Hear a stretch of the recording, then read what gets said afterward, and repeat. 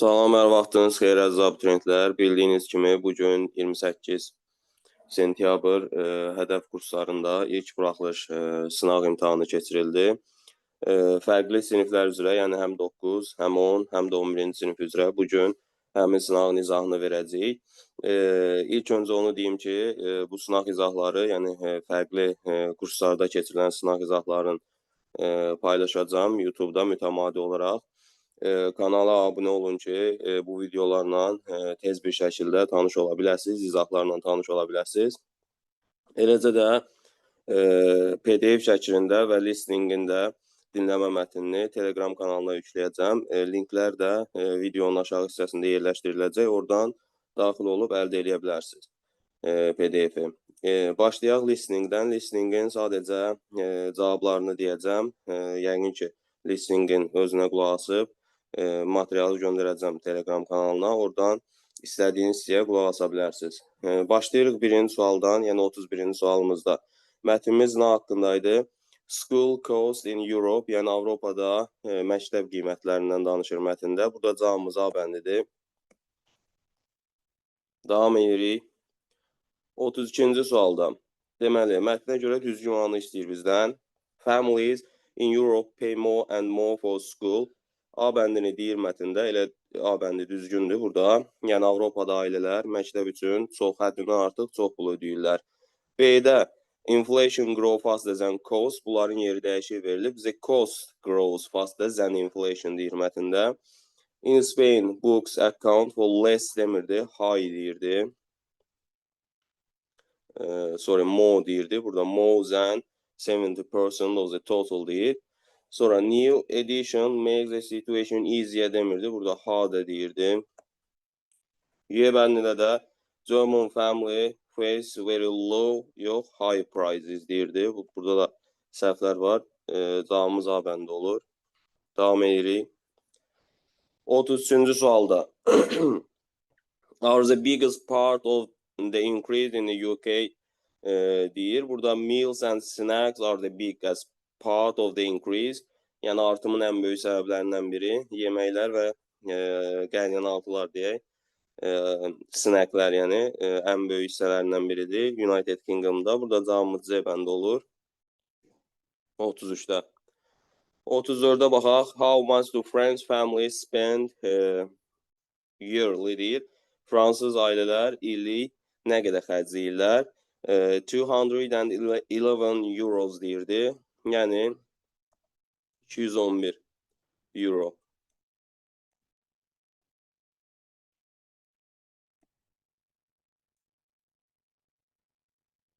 Bunu biraz yaxşı yazaq. Avroda yəni bildiyimiz. Euros. Sadəcə bunu cəmdə yazmaq lazımdır. 211 euros. Sözlə də yaza bilərsiniz. 211 euros. Belə də rəqəmlə də yazmaq olar. Davam edirik 35-dən. In the UK, costs are over 2,600 euros and they cümlənin ardını tamamlayıb. Cümlənin ardında they grow by 30%. Person sözünü faizlə də yaza bilərsiniz. Düzdür, belə də yazsanız düzdür və yaxud da sözlə də yaza bilərsiniz. 30% in 2 years. In 2 years. Yəni 2 il ərzində 30% artıbdır. Ardını bu formada tamamlayırıq. 36-da nə deyirdim? Prices sözünü təyin edən sifət istəyir mətndən bir dənə sifət yazmalıyıq. Burada da high sifəti deyirdi. High prices. Oldu listeningimizin cavabları. Davam eləyək readingdən. Deməli, mətnimiz Edinburgh is the capital of Scotland and one of the most beautiful cities in the United Kingdom. Birləşmiş Krallığın ən gözəl şəhərlərindən biri və Şotlandiyanın paytaxtı Edinburgh haqqındadır mətnimiz. 37-də mətnimiz nə haqqındadır deyir. Burada historical and cultural significance of Scotland's capital city olmalıydı. Burada hər halda of yaddan çıxıb düşməyib. Və yaxud da bunu vergündən filan nəyəsə ayırmaq lazımdır ki, cümlə düz olsun. Burada mətnimiz elə Y bəndi doğrudur. Şotlandiyanın paytaxt şəhərinin mədəni və tarixi əhəmiyyəti bundan danışırdı. Ümumiyyətlə, Edinburgh haqqındadır. Digər variantlar tam mətni əhatə eləmir.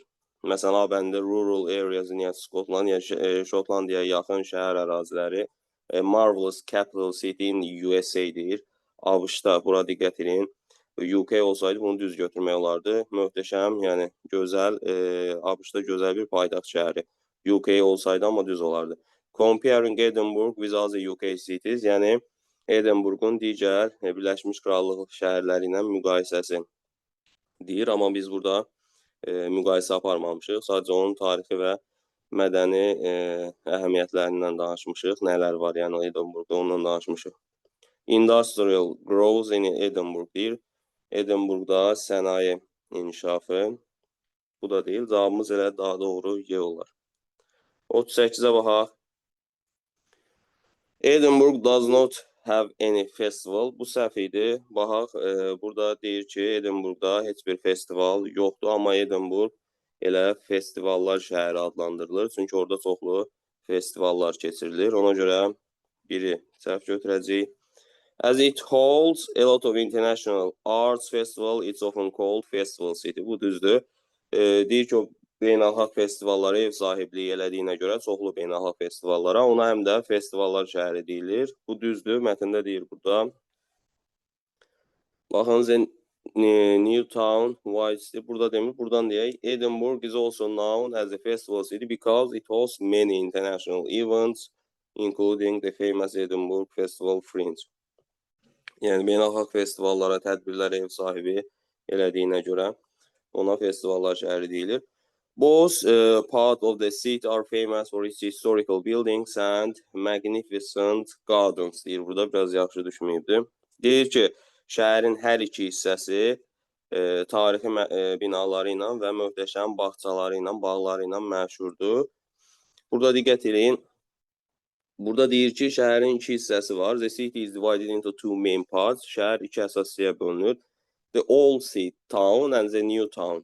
Qədim şəhər, bir də yeni şəhər. The old town is known for its medieval streets, historical buildings. Historical buildings, the old town'dadır. New town'da isə beautiful gardens. Bağçalar isə New town'dadır, yeni şəhərdədir. Yəni, bunlar hər ikisində deyil, hərəsi fərqli yerlərdədir. Ona görə burada biz 1 ilə 3-ü səhv götürəcəyik. Cavabımız olacaq 2 ilə 4, yəni C bəndi. A lot of prominent writers were inspired by the city. Yəni, şəhərdən ilhamlanan çoxlu yazıcılar var deyir. Burada bunun haqqında deyirdi. The city has inspired many famous writers, including Sir Walter Scott and J.K. Rowling. Rowling və Walter Scott kimi məşhur yazıcılar şəhərdən ilhamlanıblar. Deməli, cavabımız oldu burada C bəndi 2-4. 39-da bizdən səhv olanı istəyir. The old town is known for its modern architecture. Bu elə A bəndi səhvdir. Bunun adından tərcüməsindən də görünür ki, yəni bu səhv olar. Çünki deyir ki, qədim şəhər müasir quruluşuna görə tanınır. Qədim şəhər qədim quruluşuna görə tanınır. Baxın, burada deyir ki, the old town is known for its medieval street. Medieval orta deməkdir. Orta əsrlər deməkdir. Orta əsrlər küçələri ilə, tarixi binaları ilə, Edinburgh qalası ilə məşhurdur. Yəni, orada normalda biz nə görürük? Qədim abidələr.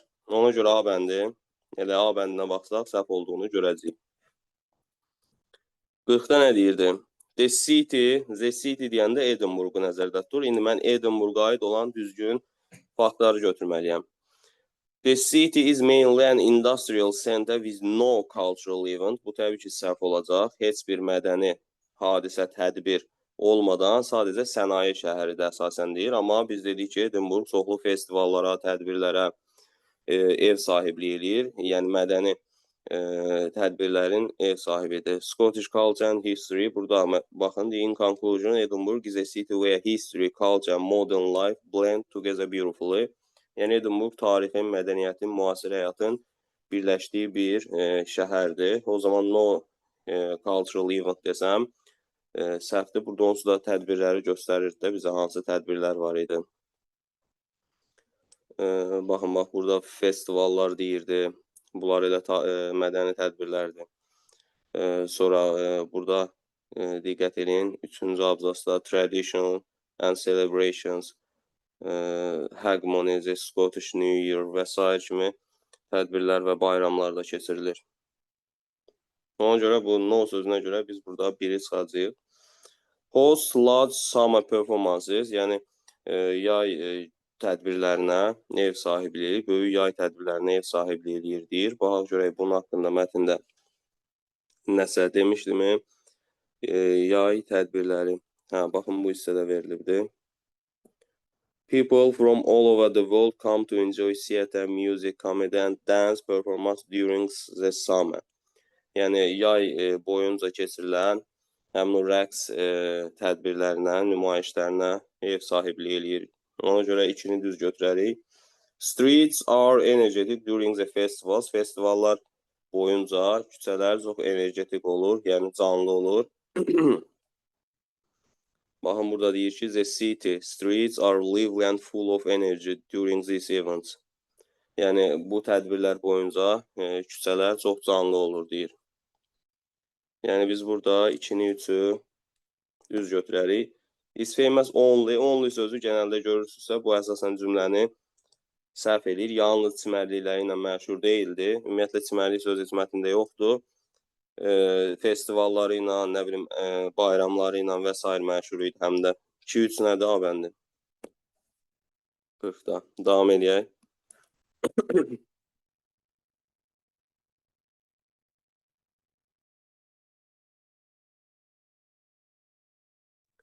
Birinci suala baxaq. 41-ci sual essedir. Minimum 3 cümlə ilə öz fikrini yazmalıyıq verilmiş suala. Çalışıb mətnin içindən istifadə eləməməliyik, özümüzdən yazmalıyıq. Minimum 3 cümlə olmalıdır. Which city would you like to visit and why? Hansı şəhərə səyahət eləmək istəyərsən və niyə? Bunun haqqında esse yazmalısınız. Təbii ki, hər kəsin şəxsi fikri olmalıdır. Onda biz 42 ilə davam eləyək.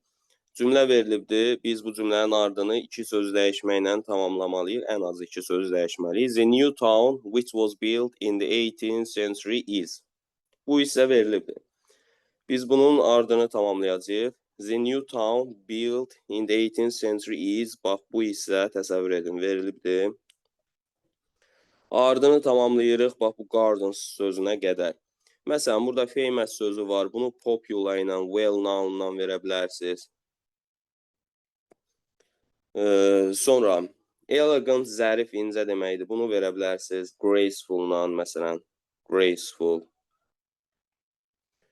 Sonra burada wide sözü verilibdir. Wide, geniş deməkdir. Bunu large-la verə bilərsiniz. Broad-la verə bilərsiniz. Broad, vast-la verə bilərsiniz. Bunlar hamısı geniş mənasını verir. Beautiful verə bilərsiniz, nə bilim, lovely-la, attractive-la. Attractive. Burada dəyişə biləcəyiniz xeyli söz var. Minimum ikisini dəyişsəz, tam cavab kimi götürüləcək. Davam edirik. 43-də definition istəyir. Definition bir sözün leksik mənasıdır və definition article-la başlayırsa, gərək biz isim tapaq. Paragraf 1-dən istəyir. The most important town or city of a country or region where the government operates from. Yəni, bir şəhərin ən önəmli, bir ölkənin ən önəmli şəhəri və yaxud da bir regionun ən önəmli şəhəri haradakı hökumət idarə edir oradan ölkəni. Yəni, hökumətin ölkəni idarə elədiyi ən önəmli şəhərinə nə deyilir? Onun paytaxtı deyirlər də hər halda. Baxaq birə. Capital var mı? Var. Capital sözü lazımdır bizə. Capital. Bir də burada biraz yaxşı düşünməyib, contemporary sözü yazılıbdır, müasir deməkdir. Paragraf 5-dən istəyir, close meaning, yəni yaxın məna, sinonim istəyir bizdən. Contemporary, modern olar, sinonim hər halda. Modern var mı? Var. Burada cavabımız olacaq modern. Davam edirik, növbəti 45. Qrammatika suallarıdır 45-dən. Deməli, River Thames Flew, River Thames çay adıdır, Temzə çayı. Bütün sözlərin adlarını Z qoyuram. London şəhərdir. Bunun qabağına artikel qoymağa ehtiyac yoxdur. Burada avtomatik olaraq bir neçə variantınız gedir. Bizə birinci Z lazımdır. Bu ikisini çıxırıq. İkinci də artikel olmaz deyə. Bunu da çıxırıq. B ilə Y variantı sadəcə ikinciyə görə qalır. London is a capital city. Capital city. Burada artikel qoyacağıq. And final occurs in the North Sea. North Sea yenə nə adıdır? Dəniz adıdır. Bunun qabağına da nə qoyacağıq? Z artikel qoyacağıq. Cavabımız o zaman hansı varianta uyğun gələcək? The capital city and burada Z-ni qoysaq olacaq Y bəndi. Variantları çıxmaqla rahatlıqla tapa bilərsiniz. New co-workers, yəni mənim yeni və yaxud da bizim yeni iş yoldaşlarımız are so nice. Burada əvəzlikləri qoyuruq. Bax, new co-workers nədir? İsimdir. Araya sifət girib, new sifət girsə də problem yoxdur. Əgər buraxılmış hissədən sonra isim görürüksə, bura aslı yəli əvəzlikləri qoymalıyıq. Aslı. Aslı yəli əvəzliklərimiz haradadır? He adlıq şəxs əvəzliyidir. Ondan sonra xəbər qoyuruq biz. Çünki mübtəda olur cümlədə. Hers müstəqil yəli əvəzliyidir. Özündən sonra isim gəlmir. Bunu da çıxırıq. My bir də our qaldı. Düzdür? Yerdə qalan variantlara baxaq. Bax, enjoy cümlənin xəbəridir. Əgər cümlədə xəbər verilibsə, deməli mən bura nə qoymalıyam? Mübtəda qoymalıyam. Mübtəda olan variantlara baxaq. Yerdə qalanlarda onsuz da ikinci tərəfdə nə qoyulub? Mübtəda qoyulub. I, we adlıq şəxs əvəzliyi cümlədə mübtəda olur. Sonra keçib sonuncu tərəfə baxıram. With obyekt əvəzliyi qoymaq lazımdır. Söz önü ilə obyekt əvəzliyi işlənib. Cümlədə tamamlıq olur. With, Z-ləri çıxıram burada. Bunlar cümlədə yalnız mübtəda olar. Cümlənin əvvəlində gələr. Cavabımız burada olur C bəndi. 47-yə baxaq. Have you seen toy? Eyni şəkildə toy oyuncaq deməkdir. Bu da nədir? İsimdir. Yəni mən buraya yenə nə qoymalıyam? Aslı yəli qoymalıyam. Aslı yəli. İndi burada mine müstəqildir. Hers müstəqil yəli əvəzi, yəni isimsiz işlənəndir. I isə adlıq şəxs əvəzliyidir. O dediyi cümlədə mübtəda olar. Bu iki variant arasında qala bilərsiniz. It's not, they are not. İki variant arasında qalırıq. It ya Z olduğunu bizim cümlədə, əvvəlki cümlədə nədən danışdığımıza baxıb müəyyənləşdirə bilərsiniz. Toy sözü təkdədirsə, mən bura they are yox. It is qoymalıyam və hers, həmçin bu hissəyə də baxsaz, box yenə isimdir. Qutu deməkdir. Hers müstəqil isimsiz işlənəndir. Ona görə cavabımız olur burada B bəndi. Davam edək. 48-də. Soft drinks contain two, kəmiyyət göstəriciləri mövzusudur. To-dan sonra biz bilirik ki, many much few, little gələr. A little gəlməz. Həmçinin isimimiz sugar, sahil mevsim olduğu üçün few ilə many də çıxaram. Yerdə qalan variantlardan da only verilibdir. Only'dən sonra da biz a lot of qoymarıq. A few, a little qoyarıq. Cavabımız olar B bəndi. 49-da bizdən yəli hal istəyir. To the correct sentence with a noun in the possessive case deyir. Yəli hallı cümləni seçin deyir. Bir də apostrof olan hissəyə baxaq. It is yazılıbdır. Bu it, he, she-dən sonra gələn apostrof s yəli hal olmur demişik. Bunu çıxarıq. Fidans, coffee. Bu düzdür. Burada yəli hallı ifadə var. Apostrof s özündən sonra isim təyin eləyir. Coffee də isimdir. Bu düzgün yəli haldır. I haven't eaten anything today. What's for dinner? Who, what, where sual sözlərindən sonra gələn apostrof s yəli hal olmaz. Bunu da çıxarıq. 4-də earth surface, yerin səthi. Earth surface ifadəsi düzdür. Earth vahid olan isimdir. Yəli hal apostrof s-lə düşər. Özündən sonra da isim verilibmi? Surface, səth deməkdir, isimdir. Yəni 2-4 düzdür. Deserts, a dry, barren land. Burada fikir verin, apostrof s-dən sonra article gəlib. Yəli haldan sonra article gəlməz. Gəlirsə o yəli hal deyil. Burada cavabımız 2-4 olur D bəndi. Davam edirik. 50-ci sualda sayılmayan isimlər istəyir bizdən. Fayam men, mən menə keçər. Əgər isim cəmlənə bilirsə, o nədir? Sayıla bilən isimdir. Bunu çıxaram buradan. Song sözü sayıla bilir. Dictionary, lüğət deməkdir, sayıla bilir. Idea sözünü demişdik ki, mücərrət olsa sayıla bilən isimlərdəndir idea. Bunu da çıxarıq. D bəndində information, peace, ink, ice. Bunlar 4-də sayılmayan isimlərdir. Bottle sayılır. Həmçin bankdir, windowdur. Cattle ümumiyyətlə toplu isimdir. Bunlar hamısı sayıla bilən isimlərdir. Cavabımız olacaq burada D bəndi. 51-də bizdən cəm isimlər istəyir. Qus sözünün cəmi biz bilirik ki, necə olur? Qis olur. Yəni bu təkdədir burada. New sözü ümumiyyətlə sayılmayan isimlərdir. Sayılmayan isimdir daha doğrusu. Sayılmayan isimlərdə həmişə nə olur? Təkdə olur. Soldiers, əskərlər cəmdədir. Trousers 2 hissəli əşyadır. Bu zaten həmişə cəmdə olur. Ona görə cavabımız olur burada 1 ilə 2 yevən. 52-də səhv olanı istəyir. A piece of uşaqlar fərqli sayılmayan isimlərlə, həmçinin sayılan isimlərlə də bir hissə, bir parça, bir tikə mənasında işlənə bilər. A piece of music-dir, advice-dir, information-dir. Bu isimlərlə işlədə bilirdik bunu. Yəni bu A-nı yeni çıxaram. Bir hissə mənasında da chocolate-lə, cake-lə işlədə bilərəm. A piece of piece ifadəsi normalda işlənmir. Yəni belə bir ifadə ümumiyyətlə işlənmir, yoxdur. Yəni bir hissə sülh və yaxud da bir parça sülh belə bir şey ümumiyyətlə yoxdur. Yəni piece sözü buradakı bu sülh sözü sayılmayan ismi ilə işlənmir. Burada cavabımız C bəndə olur. 53-də compound noun istəyir bizdən. Battleship, childhood. Childhood-dakı hood'un şəkilçi olduğunu bilirik. Garden sözü bağça deməkdir. Qadına.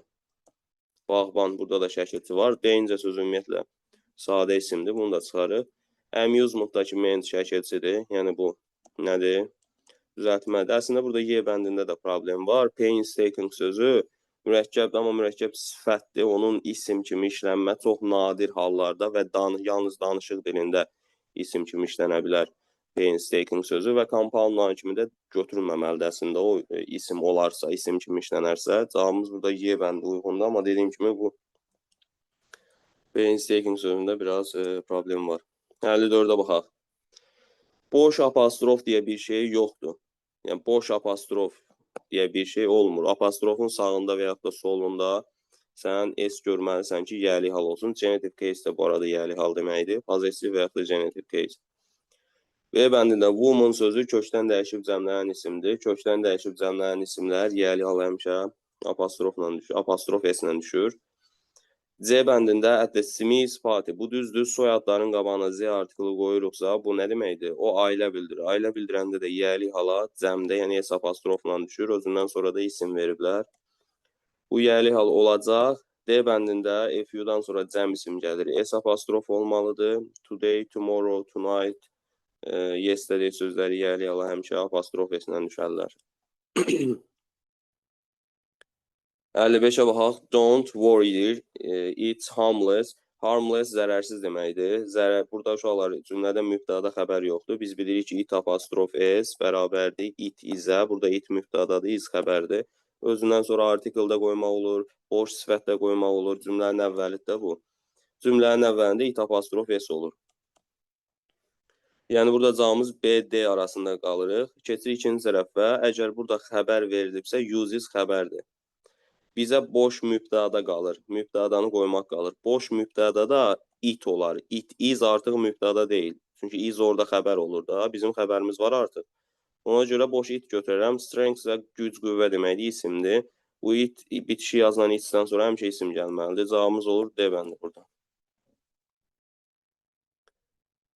56-ya baxaq. Article testidir. There is a sheep in the field deyir. In the field şu an yer zərflərində ismin qabağına Z qoyuruq. Bu aydın məsələdir. Bir də sheep sözü sayıla bilən tək isim olduğuna görə, sayıla bilən isim olduğuna görə bunun təki cəmi eynidir. Bunun qabağını boş saxlaya bilməyəcəyik biz. Bir dənə qeyd deyək burada.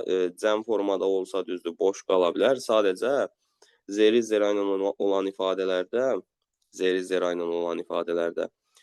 biz ismin qarşısına təyin edici qoyuruq və sayıla bilən isimdirsə, həmin təyin edici ən artiklı olur. Ən artiklı olur. Yəni, mən bura nə qoyacağım? There is a sheep in the field. Cümləmizin xəbərinə də fikir verin burada. Zaten xəbərə baxsaz, görərsiniz ki, bizim cümləmizin xəbəri təkdədir. Bu deməkdir ki, mən buraya elə bir ifadə qoymalıyam ki, bu tək olsun. Bu tək olması üçün bunun qabağının zaten boş olma ehtimalı yoxdur. Boşluq saxlasaz, bu deməkdir ki, boş qoysaz. Bu deməkdir ki, bu isim cəmdədir. Cəmdədirsə, gərək sənin xəbərin də cəm olardı. Xəbəri iz veriblər axı, tək veriblər. Bu deməkdir ki, sən bunun qabağına təkli olması üçün ən artiklı qoyarsan. Burada iki variantın var idi və Z də olmayacaq. Niyə Z olmur? Z-li zera özündən sonra qeyri-müəyyən isim tələb edir normalda. Yəni zeri zeradan sonra mən qeyri-müəyyən isim qoymalıyam. Əgər isim sayıla bilən tək isimdə there is yazıramsa o isim eynən işlənəcək. Cavabımız olur burada D-vəndir. There is a sheep in the field. Bu yaxşı testdir, maraqlı test. Burada xəbərə də, zeri zerada mütləq xəbərə diqqət edin. 57-yə baxaq. Teacher sözü isimdir. İsim verilibsə bu o deməkdir ki, mən aslı yerli götürməliyəm. Burada müstəqil, yəni isimsiz işlənənləri çıxıram. B, C gedir. Z şəxs əvəzliyidir. Ondan sonra biz genəldə mübtəda olur. Birbaşa xəbər qoyuruq. Burada isim verilibsə A və qalar, my qalar. As versəm, obyekt əvəzliyi, hər ikisi düzdür. Sonra burada artıq bu hissədə xəbər gəlib cümlədə. Started xəbərdir də, başladı xəbər. O zaman bizdə nə yoxdur? Mübtəda yoxdur. Zətdən sonra biz yeni cümlə qururuq artıq. Mübtədası yoxdursa, Z mübtəda olmur, bu obyekt əvəzliyidir. She qoyaram mübtəda kimi və onun qayıdış əvəzliyində herself qoyaram. Cavabımız olar A bənd. Davam eləyək. 58-də ants act as a large wall between the Pacific Ocean and the continent. And burada uşaqlar fikir verin, sıra dağlardır. Sonunda S var. Biz demişdik ki, adalar qrupu və sıra dağlar cəmdə olanda bilirsiniz ki, o sıra dağdır və yaxud da adalar qrupudur. O zaman qarşısına Z qoyar. Large wall deyir. Wall divar sayıla bilən tək isimdir. Sayıla bilən tək isimin qabağına sifət qoyuruqsa, o normalda qeyri-müəyyən olur. Yəni, an artiklı istəyir. Bura qoyaram. Pacific Ocean zaten Z ilə işlənir. Continent də qitə. Qitə deyəndə sakit okean və müəyyən bir qitə arasında divar rolunu oynayır. Yəni, müəyyən bir isimdən danışa bilirik burada. Cavabımız olur elə A bəndi. Variantlarla çıxsaz, onsuz da tapa bilərsiniz. Məsələn, siz elə burada Pacific Ocean'ın qabağında Z olmalıdır, mütləq bilirsiniz. Ona görə buradan B gedir, Y gedir. Sonra wall sözü sayıla bilən tək isimdir. Ortada boşluq ola bilməz. Məsələn, burada boşluq veriblər. Sayılan tək isimin qabağı heç vaxt boş qalmır. And sıra dağlardır. Onun qabağında mütləq Z olmalıdır. Məsələn, burada C bəndi də gedir. Variantlarla artikl işləyəndə cavab qalır. 59-a baxaq. My niece wanted a snack for. Qayıdış əvəzliyi əsasən mübtədəyə, bəzən də tamamlığa görə təyin oluna bilər. Mübtədamız aslı yerli əvəzliyi ilə verilmiş bir ifadədir. Aslı yerli ilə verilən ifadədə biz əsas söz kimi yerlikdən sonraki sözə baxmalıyıq. My niece deyəndə mənim qardaş qızı, bacı qızı deməkdir. Niece qadın cinsdir.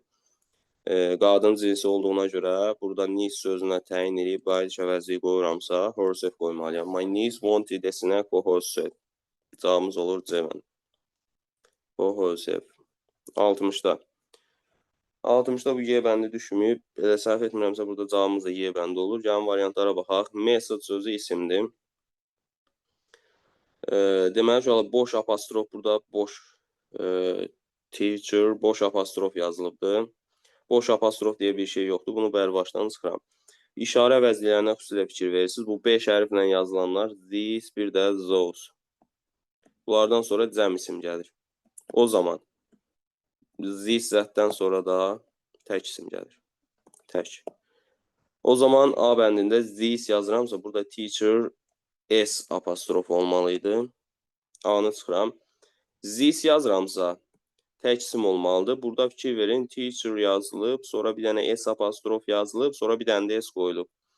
Buradakı S-i birləşdirirəmsə isimə, bu o demək ki, ismi cəmlədim, sonra boşa bir dənə apostrof qoysam cəm formada kifayətdir. Sonra bir dənə də S yazan mənəm. Eyni şəkildə səhv etmirəmsə, burada da S apostrof, sonra bir dənə də S yazıblar. Yəni, burada Y variantını görmürəm, amma digərlərinə baxanda görünür ki, yəni onlar səhvdir. Cavabımız olur Y bəndi. Bu da oldu bizdə 60-cı sual, yəni qrammatika testlərində dedik. Yəni 11-ci sinifin izahı oldu. Digərləri də, digər fənlər də izah olunub, paylaşılacaq və dediyim kimi PDF forması dinləmə mətni Telegrama göndəriləcək. Oradan əldə edib istədiyiniz qədər qulaq asıb işləyə bilərsiniz. Kanala da abunə olmağı unutmuruq. Hər birinizə uğurlar.